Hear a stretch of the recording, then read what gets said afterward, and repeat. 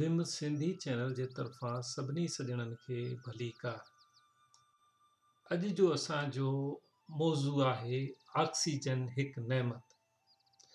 कुदरत जे करोड़े नेमतनि मां ऑक्सीजन हिकु तमामु अहम नेमत आहे। जेका ऑक्सीजन असांखे हवा जे ज़रिए मिले थी, इन्हे खे वण टिण ॿूटा वग़ैरह सभु पैदा कनि था।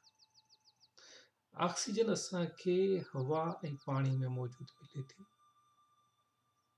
असीं वण वढी छॾियूं था, हवा खे असीं धुएं सां भरे छॾियूं था, पाणी असीं गंदो करे छॾियूं था, पोइ बाक़ी बचियो छा?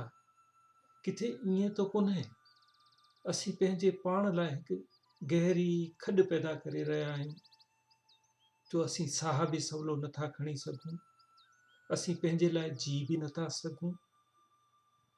अचो त हवा, पाणी, वणनि ॿूटनि जो बि एतिरो ई ख़्यालु रखूं जेतिरो असीं पंहिंजनि प्यारनि जो रखंदा आहियूं।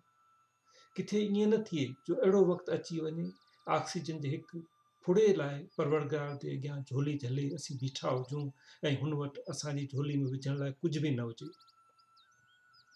ऑक्सीजन जी अहमियत जो अहसासु करिणो अथव त कोरोना वॻे इस्पताल में दाख़िल के मरीज़ जी हालत वारो वीडियो ॾिसो।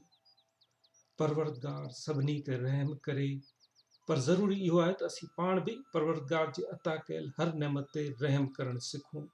असां ते इहो फ़र्ज़ु थो आइद थिए त असीं ईंदड़ नसलुनि जे लाइ ही दुनिया एतिरी ख़ूबसूरत छॾे वञूं जेतिरी ख़ूबसूरत असांखे उहा असांजा पंहिंजा वॾा असांजे लाइ छॾे विया। असांजे चैनल खे सब्सक्राइब करणु न विसारींदा।